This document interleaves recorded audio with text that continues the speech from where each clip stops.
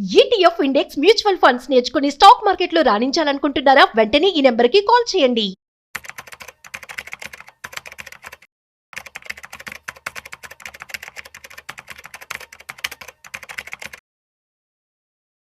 నమస్తే, welcome to Suman TV. నేను విష్ణు. ప్రస్తుతం మనతో పాటు నెక్స్ట్ జెన్ సొల్యూషన్స్ నుంచి ఫైనాన్షియల్ అడ్వైజర్ మెరుపుల మధు గారు ఉన్నారు. సార్తో మాట్లాడదాం. మధు గారు నమస్తే సార్. నమస్తే విష్ణు గారు. మధు గారు, పర్టికులర్ గా ఇప్పుడు ఈ వీడియోలో సీనియర్ సిటిజన్స్ కి సంబంధించిన రిటైర్మెంట్ ప్లాన్ గురించి కొంచెం డీటెయిల్ గా మాట్లాడుకుందాము. సార్, ఇప్పుడు సీనియర్ సిటిజన్స్ అనే వాళ్ళు రిటైర్మెంట్ నాటికి వాళ్ళకు వచ్చిన కార్పస్ ని మాక్సిమం అందరూ కూడా బ్యాంక్ ఎఫ్డీలోనే పెట్టుకోవడానికి ఇష్టపడతారు. ఎందుకంటే ఆ వయసుకి ఈక్విటీ ఇన్వెస్ట్మెంట్స్ లోకి రావడం సేఫ్ కాదు కాబట్టి. సో ఇప్పుడు ఫర్ ఎగ్జాంపుల్, ఒక ఎగ్జాంపుల్గా తీసుకుందాం సార్. ఒక 50 లక్షల రూపాయలు మనకి రిటైర్మెంట్ కార్పస్ వచ్చింది. సరే, మన దగ్గర ఇంకేదైనా ఒక 40-50 లక్షల రూపాయలు ఎక్సెస్ అమౌంట్ ఉంది, ఏదైనా ఒక ప్రాపర్టీ అమ్మితే వచ్చిన అమౌంట్ ఉంది. సో మొత్తంగా ఈ 1 కోటి రూపాయలు తీసుకెళ్ళి బ్యాంక్ ఎఫ్డీలో వేసాము. సో ఆన్ అన్ యావరేజ్గా ఒక 8.5% ఇంట్రెస్ట్ వేసుకున్నా కూడా నెలకు ఒక 66,000 రూపాయలు వస్తుంది. సో వీళ్ళు అప్పటికే రిటైర్ అయిపోయారు కాబట్టి వీళ్ళు బాగా, అంటే ఈ పెద్దవాళ్ళు బాగా వెల్ సెటిల్ అయిపోయి ఉంటారు, వాళ్ళ కూతుర్లు కొడుకులు బాగా వెల్ సెటిల్ అయిపోయింటారు.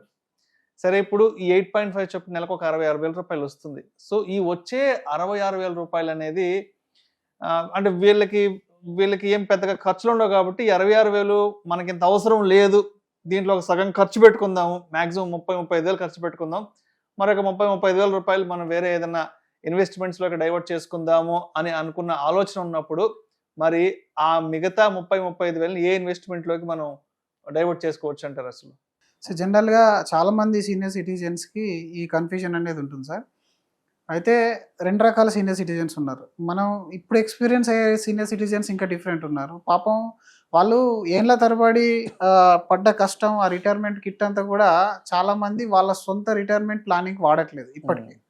ఎవరో ఎడ్యుకేటెడ్ ఫ్యామిలీలో ఉన్న చాలా వరకు కేసెస్లో వాళ్ళు ఎఫ్డీ చేస్తారు. ఈవెన్ చాలామంది ఎఫ్డీ కూడా చేయని వాళ్ళు ఉంటారు. ఆ ఎఫ్డీ చేస్తే ఆ బ్యాంక్లో పెట్టడం ఎందుకు, అదేం పెరగదు అనే కాన్సెప్ట్లో ఉన్న వాళ్ళు కూడా చాలామంది ప్రాపర్టీస్ కొంటారు.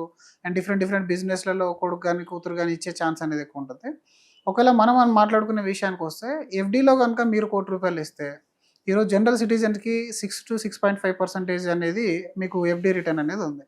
దాన్ని మీ సీనియర్ సిటిజన్ కాబట్టి అంత తొందరగా విత్డ్రా చేయరు కాబట్టి బ్యాంకు ఇంకొక 1.5% యాడ్ చేసి 8 to 8.5 మధ్యలో ఇచ్చేస్తుంది. చాలా వరకు మన క్లయింట్స్ కూడా 8 to 8.5 తీసుకునే వాళ్ళు ఉన్నారు. సో ఇప్పుడు వాళ్ళ క్వశ్చన్, దీన్ని నాకు వచ్చే ఇంట్రెస్ట్ ఏదైతే ఉందో 60-50 వేలు ఉన్నదే ఇద్దరం, ఏం చేసుకుంటాం? 60,000 వెల్ సెటిల్ కాబట్టి చాలా మంది చేసే మిస్టేక్ ఏంటంటే గ్రాండ్ చిల్డ్రన్ కి ఒక 50% ఆఫ్ ద రిటైర్మెంట్ కార్పస్ రాసేస్తారు. ఎందుకంటే ఇక కొడుకు ఇస్తే వాడు ఏం చేస్తారో నమ్మకం ఉండదు, కానీ మనవాడి పైన ఎక్కువ నమ్మకం ఉంటుంది. సో అలా రాసేయడం వల్ల ఏమైందంటే రానున్న ఖర్చులు పెరుగుతూ ఉంటాయి. కాబట్టి ఇప్పుడు ఖర్చు లేదు, ఎందుకంటే మీరు మొన్ననే రిటైర్ అయ్యారు, కొంత కార్పస్ చేతిలో ఉంది, ఇప్పటిదాకా ఉన్న ప్రాపర్టీలు అమ్మక కొంత సొమ్ము వస్తుంది. కానీ ఆఫ్టర్ 10-15 ఇయర్ ఇప్పుడు మీరు బయట చూసుకుంటే మెడికల్ ఇన్ఫ్లేషన్ చూసుకోండి, మీరు ఖాళీగా ఉంటే విహారయాత్ర వెళ్తారు.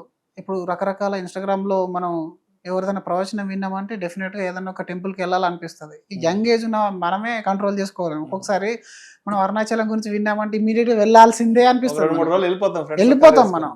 అంటే మన దగ్గర శాలరీ ఉంది కాబట్టి, లేదా మనం యాక్టివ్ ఇన్కమ్ ఉంది కాబట్టి ప్రాబ్లం రాదు. ఆ ఏజ్లో వాళ్ళు ఏమనుకున్నారు, 60,000 మనకు అవసరం లేదు, 30,000లో మన తినుబండరాలు ఎంత ఉన్నా కూడా మహా అయితే హోమ్ నీడ్స్ ఎంత ఉంటాయండి, 15,000-20,000 అయిపోతుంది. ఈరోజు ఎక్స్పెండిచర్ చాలా ఎక్కువ అనుకొని చెప్పేసి 50% వేరే వాళ్ళకి ట్రాన్స్ఫర్ చేసినాం. కానీ after down the line 10 years తర్వాత మీకు ఆరోగ్యం అనేది ఖర్చులు పెట్టిస్తూ ఉంటుంది. బంధువులకు, కుటుంబాలకు, లేకపోతే విహారయాత్రలో మీరు విజిట్ చేస్తూ ఉంటారు. అప్పటిదాకా మీరు బిగబట్టుకున్న కోరికలు అన్నీ గుర్తొస్తాయి. ఏంటి, నేను ఇంతవరకు బయట టూర్ వెళ్ళలేదు, ఇంతవరకు నేను డొమెస్టిక్గానే వెళ్ళాలి, ఇంటర్నేషనల్ ఎప్పుడు వెళ్ళాలి అనే అన్ని కోరికలు గుర్తొస్తాయి, ఖాళీగా ఉంటాం కాబట్టి. మరి దానికోసం మళ్ళీ ఎవరిని అడుగుతావు? ఎవరికైతే మీరు కార్పస్ ఇచ్చారో వాళ్ళని అడుగుతిస్తారా? ఇవ్వలేరు కదా. సో జనరల్గా మీకు ఆ కార్పస్ని కనుక మీకు అవసరం లేకుండే, ఇప్పుడు అవసరాలకు అవసరం లేకుండే మీరు ఈక్విటీకి రావడం మీకు రిస్క్ అని అనిపిస్తుంది. ఎందుకంటే మీరు దాన్ని ఎక్స్పీరియన్స్ చేయలేరు. యూ బై గోల్డ్, మీరు ఆల్రెడీ గోల్డ్ కొన్నారు, ఇంతకుముందు రియల్ ఎస్టేట్ కొన్నారు, రకరకాల బిజినెస్లు చూశారు, కానీ ఈక్విటీ కొత్తగా మీకు.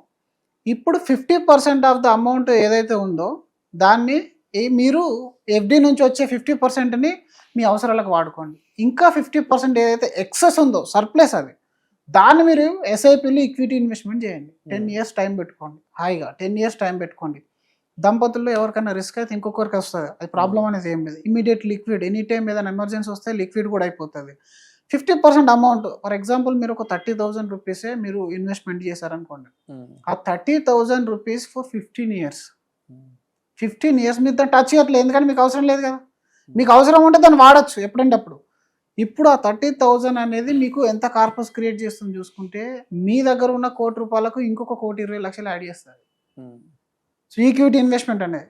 రెండో రకంగా ఇంకొక ఆప్షన్ కూడా మేము చెప్తున్నాం. ఇప్పుడు అదే 50,00,000 లేదా ₹1,00,00,000 ఏదైతే ఉంటుందో కంప్లీట్గా బ్యాంక్లో పెడితే, మనం ఏదైతే గ్యారంటీడ్ అనుకుంటున్నామో return, IRR, interest rate, last 15 years నుంచి మీరు ఒకసారి ట్రెడిషనల్ పాలసీస్ కానీ బ్యాంక్ ఇంట్రెస్ట్ రేట్లు కానీ గమనిస్తే, ప్రతి 10 సంవత్సరాలకి 3 బేస్ పాయింట్లు అంటే 3% ఆఫ్ ఇంట్రెస్ట్ అనేది తగ్గుతూ వస్తుంది. ఒకప్పుడు 15-16% ఆఫర్ చేసిన బ్యాంక్స్ ఇంట్రెస్ట్ ఎవ్రీ 10 yearsకి మీరు లైన్ చూసుకోండి, 15, 12, 9, ఇప్పుడు 6కి వచ్చేసింది. 6 నుంచి ఇంకా తగ్గినాయి కొన్ని బ్యాంక్స్ అయితే. రేపటి రోజున మీకు ఈ రోజు ఏదైతే 8% ఇస్తుందో, ఆఫ్టర్ 10 years తర్వాత ఈ బ్యాంక్ అంతా రిటర్న్ మీకు ఇవ్వదు. ఎందుకంటే అప్పటికి ఇంట్రెస్ట్ రేట్ తగ్గాల్సిందే కంట్రీ గ్రో కావాలంటే. సో డెఫినెట్ అక్కడ తగ్గితే మీకు తగ్గించేస్తారు. మరి ఈ రోజు మీకు 60,000 అవసరం లేదనుకున్నారు, కానీ రేపు పొద్దున 60,000 కంటే ₹1,00,000 మీకు ఖర్చులు అనేది పెరిగే ఛాన్స్ ఉంది. మీ ఇంట్రెస్ట్ రేట్ అనేది తగ్గుతూ వచ్చే ఛాన్స్ ఎక్కువ ఉంది. సో ఈ రెండు రకాలుగా మీరు మళ్ళీ అక్కడ ఫైనాన్షియల్గా స్ట్రెచ్ అయ్యే ఛాన్స్ అనేది ఎక్కువ ఉంటుంది. మీరు ఒక 50% గ్యారంటీడ్ మీరు అనుకున్న బ్యాంకులో ఏదైనా FD చేసుకోండి. ఒక 50% రిస్క్ లేని బ్యాలెన్స్ అడ్వాంటేజ్ ఫండ్లో ఇన్వెస్ట్మెంట్ చేయండి. బ్యాలెన్స్ అడ్వాంటేజ్ ఫండ్లో మీకు మరీ ఈక్విటీలో ఉన్నంత రిస్క్ ఉండదు. 50% ఈక్విటీలో చేస్తారు, 50% మీరు ఎక్కడైతే బాండ్స్లో FDలో చేస్తున్నారో సో మనీ మార్కెట్లోనే చేస్తాడు fund manager through mutual fund. ఇలా చేయడం వల్ల మీరు కావాల్సిన టైంకు కావాల్సినంత మంత్లీ ఇన్కమ్ ఏదైతే విత్డ్రాల్ ఉందో దాన్ని పెంచుకునే ఛాన్స్ మీ దగ్గర ఉంటుంది. ఆఫ్టర్ 5 years తర్వాత మీకు ఏదైనా మెడికల్ ఎమర్జెన్సీ వచ్చింది, కొంత అమౌంట్ ఖర్చు అయిపోయింది, ఇప్పుడు ఎక్కువ ఖర్చు అవుతున్నాయి మనకు మెడిసిన్కి అనుకున్నప్పుడు, FD అయితే గ్యారంటీడ్ కదా, 60,000 కంటే ఎక్కువ ఇవ్వదు. కానీ మ్యూచువల్ ఫండ్ బ్యాలెన్స్లో మీరు ఇష్టం ఉన్నంత పెట్టచ్చు. ఇప్పుడు మీరు కార్పస్ ఎగ్జాస్ట్ అయ్యేంత ప్లాన్ వేసేసుకోండి కదా 90 yearsకి. నా 1 crore కార్పస్ ఎగ్జాస్ట్ అవ్వాలంటే ఎంత రిటర్న్ నేను తీసేసుకోవాలి, ఎవ్రీ మంత్ నేను ఎంత విత్డ్రాల్ పెట్టుకోవాలి. ఎందుకంటే దాన్ని మళ్ళీ మీరు 1 2 కోట్లు కాపాడి నెక్స్ట్ జనరేషన్కి ఇద్దాం అనుకున్నా కూడా అది ఇన్ఫ్లేషన్లో 0 అయిపోతుంది, పెద్ద యూజ్ ఏం అవ్వదు. సో మీరున్నంత కాలం ఒక క్వాలిటీ లైఫ్ని లీడ్ చేయాలనుకుంటే ఇక్కడ కొంచెం డైవర్సిఫైడ్ చేయడం వల్ల మీరు అక్కడ 8.5 వచ్చింది కదా, ఇక్కడ ఒక 10% రిటర్న్ వర్కౌట్ అయినా 9.5 అయినా 1.5% అనేది మోస్ట్ ఎఫెక్టివ్ చూపెడుతుంది మీ పోర్ట్ఫోలియోలో, ఆ 1.5 అనేది. సో ఇక్కడ ఒక రకంగా మీరు FD సేఫ్టీ తీసుకుంటున్నారు, ప్లస్ ఈక్విటీలో ఉన్న బెనిఫిట్ కూడా తీసుకున్నారు. అంటే రెండు రకాలు, ఒకటి కంప్లీట్ FD చేసి దానిలో వచ్చిన అమౌంట్ FD అమౌంట్ను SIP చేయడం, మంత్లీ మీకు కనబడుతూ ఉంటుంది, కొంచెం అగ్రెసివ్లో వెళ్ళొచ్చు. లేదా వచ్చిన కార్పస్ని బయట చేసేసి 50% మీకు నచ్చిన FDలో పెట్టేసుకోండి, 50% బ్యాలెన్స్ కానీ హైబ్రిడ్ ఫండ్స్లో కానీ పెట్టేసుకోవడం వల్ల ఒకటి ఇక్కడ ట్యాక్సేషన్లో ఇండెక్సేషన్ ఉంటుంది. ఇప్పుడు మీకు FDలో వచ్చే రిటర్న్ ఏదైతే ఉంటుందో 66,000 అన్నాం కదా, యాక్చువల్గా మొత్తం అమౌంట్ మీకు రాదు. మీరు ఏ ట్యాక్స్ స్లాబ్లో ఉన్నారో ఆ ట్యాక్స్ స్లాబ్ డిడక్ట్ చేసి మీకు ఇస్తారు. అంటే మీరు 30% ట్యాక్స్ స్లాబ్లో ఉంటే ఆ 60,000లో మళ్ళీ 30% కట్ అయిపోతుంది.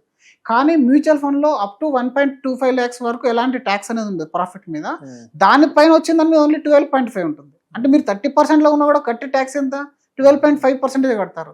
ఒక రకంగా ఇక్కడ మీరు ఇంట్రెస్ట్ కాపాడుకున్నారు, లిక్విడిటీ అనేది మీ చేతిలో ఉంది, అండ్ ఇంట్రెస్ట్ రేట్ యొక్క రిస్క్ కూడా ఇక్కడ ఉండదు, అండ్ మీ మనీ అనేది ఇండియాలో ఉన్న టాప్ 500 కంపెనీస్లో ఉంది. సో ఇక్కడ ట్రాన్స్పరెన్సీ ఉంది. అక్కడ మీరు ఒకటే బ్యాంక్లో ఉన్నారు. ఫర్ ఎగ్జాంపుల్ కొన్ని డిఫాల్ట్ అయిన బ్యాంక్స్ కూడా చూసాం. గవర్నమెంట్ యొక్క సేఫ్టీ కూడా 5 లక్షల వరకు FD సేఫ్టీ వస్తుంది. 5 లక్షలు మించిన దాని మీద సెక్యూరిటీ అనేది గవర్నమెంట్ ఇవ్వదు. సో ఒక రకంగా ఇక్కడ మీకు గ్యారంటీ ఇవ్వట్లేదు, కానీ ఇక్కడ ట్రాన్స్పరెన్సీ ఉంటుంది. ఎన్ని సెక్టార్లో ఉంది, ఏ ఇండస్ట్రీలో ఉంది, ఎంత పర్సంటేజ్లో ఉంది, ఎంత ఎక్స్పెన్స్ రేషియో, ఎవరు ఫండ్ మేనేజర్, నేను ఒకవేళ నచ్చకుంటే ఇంకో ఫండ్ మేనేజర్ దగ్గరికి వెళ్ళొచ్చా, ఎస్ అవైలబుల్, కావాలంటే నా SWP అమౌంట్ నేను పెంచుకోవచ్చా, ఎస్ అవైలబుల్. సో అన్ని రకాలుగా మీరు హ్యాపీగా ఉంటారు అనమాట. ఇప్పటిదాకా ఉన్న ట్రెడిషనల్గా మీకు తెలియకపోతే ఇక్కడ నుంచి అయినా తెలుసుకుంటే సీనియర్ సిటిజన్స్కి ఆర్థిక భరోసా అనేది ఉంటుంది. ఈ రోజు నాకు ఖర్చులు లేవు అని చెప్పేసి ఆ ఉన్నదాన్ని ఇంకొకరికి ఇచ్చి మళ్ళీ మీరు తర్వాత వాళ్ళ మీద డిపెండ్ కాకుండా మీ దగ్గర క్యాపిటల్ అనేది ప్రిజర్వ్ చేసుకోండి. దాన్ని రిస్క్ లేని ఫండ్స్ చాలా ఉంటాయి. మ్యూచువల్ ఫండ్ అనగానే అందరికీ ఈక్విటీ అనుకుంటారు. ఈక్విటీ కాకుండా arbitrage funds, liquid funds, short term duration funds, risk లేని చాలా ఫండ్స్ ఉంటాయి. మీరు రియల్ ఎస్టేట్లో కూడా మ్యూచువల్ ఫండ్ ద్వారా పెట్టచ్చు, మీరు FDలో ఇన్వెస్ట్మెంట్ కూడా మీకు మ్యూచువల్ ఫండ్ ద్వారా పెట్టచ్చు. సో బాండ్స్లో కూడా పెట్టేయచ్చు. ఏ రకమైన ఇండస్ట్రీలో పెట్టాలనుకున్నా mutual fund is a vehicle, it is not investment asset. ఇది ఒక వెహికల్ లాంటిది అనమాట. సో సీనియర్ సిటిజన్స్ అయితే ఎస్పెషల్లీ ఇలా కొంచెం డైవర్సిఫైడ్ చేసుకుని ఒక ఎక్స్పర్ట్ దగ్గర కూర్చుంటే మాత్రం అద్భుతమైన రిటర్న్ వస్తుంది. అండ్ మీకు ఎప్పుడు ఎల్లప్పుడు డబ్బు అనేది మీ చేతిలో ఉంటుంది. Right sir, right. అలా అండి. Thank you sir, thank you so much Madhu garu. Thank you so much.